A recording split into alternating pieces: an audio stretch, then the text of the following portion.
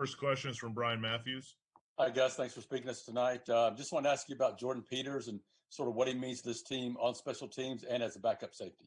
Yeah, he was a special teams leader last year, and then this year he's continuing to do that. He almost got a punt, I believe, the first game. It was really close, and of course he came up, did a super job, blocking the punt, and it stayed in the end zone. We were able to recover it, and of course that was a big momentum shift early in the game when the weather was bad. Backup safety also, Coach. Yeah, he's playing very good and getting a lot of reps at safety too, and doing a really good job. And we got those three veteran guys at safety that were able to rotate in and out. Could you offer any insight on his injury and when he might be back? Yeah, hopefully he'll be back. I'll probably have a better idea of that on Tuesday. But obviously, he went out and after the first quarter or whatever. That's a big loss, but we're hopefully to get him back. Next is Jason Caldwell. Gus, how big do you think will be if you can get Big Cat and Jalen back on defense, just at those two key positions on that side of the ball? Yeah, there's no doubt. That would be huge to get those guys back. Both of them were out there tonight, so hopefully, we'll see how they do in practice this week, and it'd be nice to get them both back. And on Austin Troxell, is that something that is a day-to-day? Yeah, Austin and Eli Stove both, hoping we get those guys back. Marco Damio is a guy that's been out with an injury too. We're hopeful to get him back. Sean Shivers, we held him out last night, and hopefully we'll get him back too. Like I said, I'll probably know more Tuesday on how our guys, handle practice. Next is Mark Murphy. I wanted to ask you about a couple of freshmen here.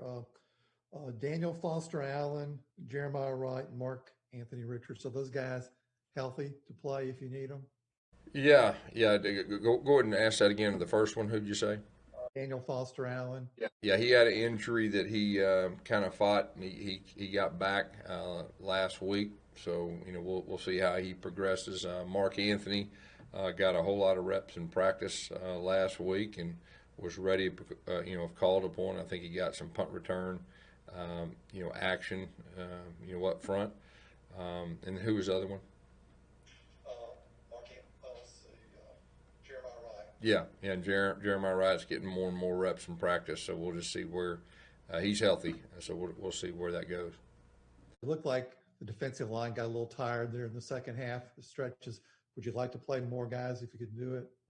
Yeah, that would be good, and we're steady trying to develop that depth. And matter of fact, we had a little padded practice even tonight, like we did last Sunday, to develop those guys, give them a couple more reps to help accelerate that. Thanks. Next is Justin Ferguson. Hey, Gus, after watching the film last night, what did you like about your running game, especially in the first half, and especially what you saw from your offensive line?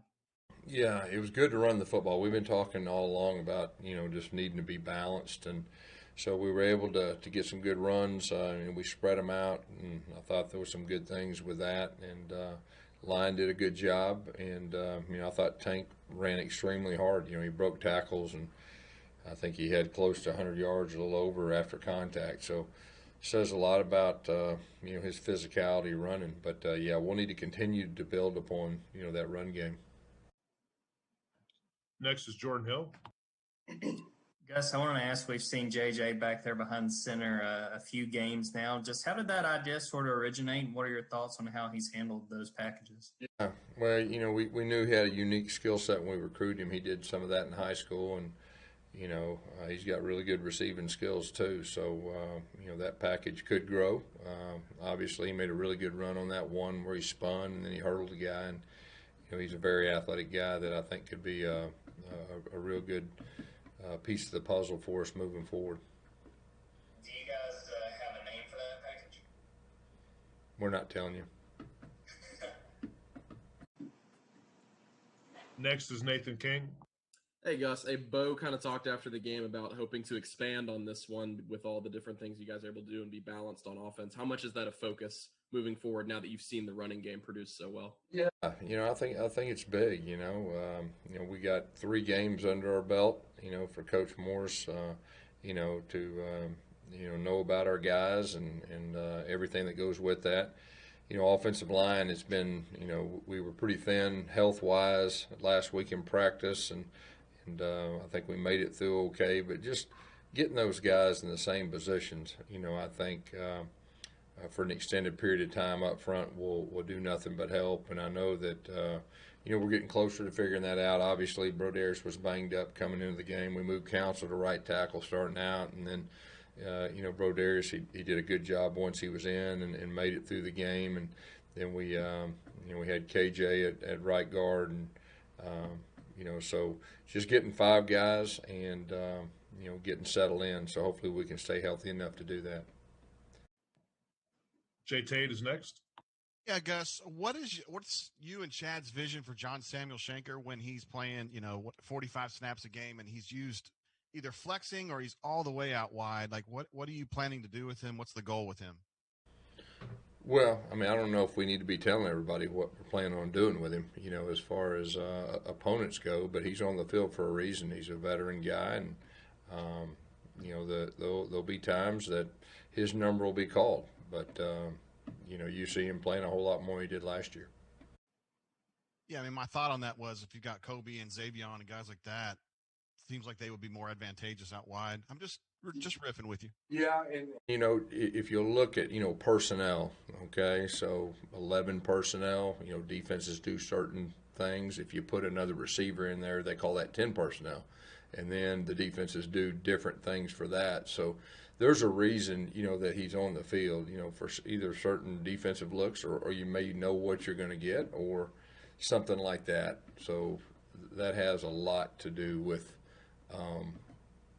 personnel and who's in the game and all that. But we have a lot of confidence in him. He's got a lot of game experience, and I think he's starting to grow.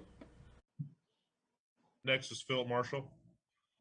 Gus, you're going to see a couple of familiar faces on the other sideline Saturday who probably are going to be wanting to beat you really bad. Just kind of talk about that if you would, Will and T-Rob, and their time here. Yeah, they were here with us. We hadn't played them since they left.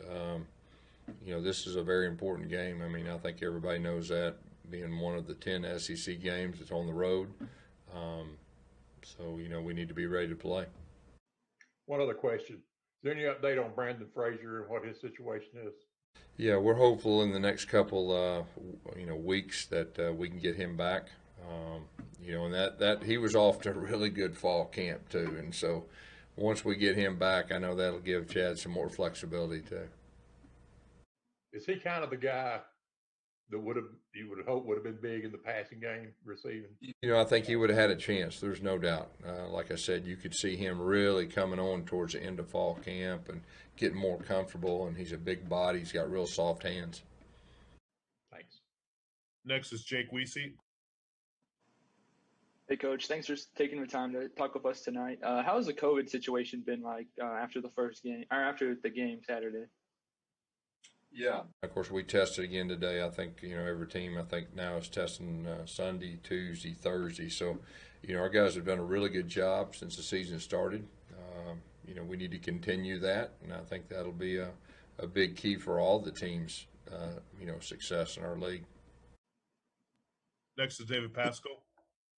Hey, Gus, you played a 30-28 game yesterday, and that was actually one of the lower scoring games in the SEC. Of course, Alabama and Ole Miss set a record for a regulation game. And after the game, Lane Kiffin said he thought that maybe the COVID knocking out spring practice and the fundamentals that go along with it could be an explanation why we're seeing so many high scoring games. Do you kind of subscribe to that as far as missed tackles and whatever the case may be? Do you think the lack of fundamentals may be factoring? Yeah, anytime you can't go through spring, those are 15 really good days that you do work on fundamentals and evaluation, all that. I think the unique thing about this year is everything was accelerated, And I know just for us personally, fall camp, we had a lot of guys out, either because of COVID or injury, and so it was really a challenge. And that's kind of, up front specifically, we never had the same 5 guys, not 1 week of fall camp. So, I'm sure that other teams are experiencing things like that, possibly on the defensive side of the football. So I think that's one of the reasons you see the uniqueness of what's going on in our league, and this is going to be a different year. And the teams, I think, that can adjust and, hang in there. And, I think that's going to have an advantage. Next is Josh Vitale. On the same subject, with all the injuries you guys have had on defense, is that maybe a product of an abbreviated preseason, or is that just kind of bad fortune through the first few weeks? I think the challenge is when you don't go through spring, and we really decided that, man, we needed to tackle, we needed to block. We needed to put the ball down, to develop depth and everything that goes with it. So, that could possibly have something to do with it. A lot of our guys have gotten, injured since the season started, but, just that fine balance of, the approach. And we just felt real strong that we needed to get that physicality, get the tackling and getting tackled and play football. Next is Gianna Hahn. Hi, Gus. So, from about the end of the second quarter till the end of the fourth quarter, you guys had a little bit of trouble stopping scoring drives from Arkansas, and a lot of that was in the passing game. When you went back and looked at it on film, what did you see that you guys need to work on there? Yeah, really the big thing is, just making the quarterback more uncomfortable, and, you got to give them credit too. They had a good scheme and some good plays and all that, but just, we'll be working on making the quarterback, more uncomfortable. We got a few follow-ups, Coach. First is Mark Murphy. Yes, can you talk about passing completion percentage? You guys are down near the bottom of the league, and what would you like to see get up to, and what can you do to make that happen? Yeah, of course, early on we had some, we were trying to throw the ball on the perimeter early when it was raining and stuff like that, and so I think it's just more of, just the basics of, completing the short ones, check downs, and everything that goes with that. Do you think Bo is seeing his open receivers, because it seems to be guys out there not covered? Sometimes he doesn't. Well, I think it's a combination of all the above. He's getting used to a new offense. Like I've said, we've got numerous starting lineups that you've seen. So I think it's a combination of all. But, when we had to make plays, last night, he definitely made plays through the air. And so, we'll be continually working on, the completion percentage and the protections and, everything that goes with that. Coach, we got 2 more. First is Brian Matthews. Yes, Coach, thank you. What have you seen out of Colby Wooden so far this season, especially against Arkansas? And is he one of your better young up-and-coming players? We've been impressed with him, really all of fall camp, and I think he's off to a good start. He's still learning as he goes out there, just getting used to, what it's like being a starter in this league. And I think you'll see him continue to grow and improve. And our last one, Coach, from Philip Marshall. Yes, just kind of a fun question, I guess. What do you do during the game since you're not calling plays? And have you called a play this year? No. I'm not calling plays, but I'm helping with the special teams. Really just trying to get a feel, of what the offense is doing, defense is doing, and just the overall management of the game. And so really that's the main thing I'm doing. Has it been difficult for you? No, I don't think it's been difficult. I'm pretty consumed with some special teams things and stuff like that, and I'm a routine guy, and I'm starting to get in my routine. So did you call the block punt on special teams? I don't want to get into all that. We've Coach Porter's our special teams coordinator and is doing a super job, and So. All right, Coach. Thank you very much. Appreciate it.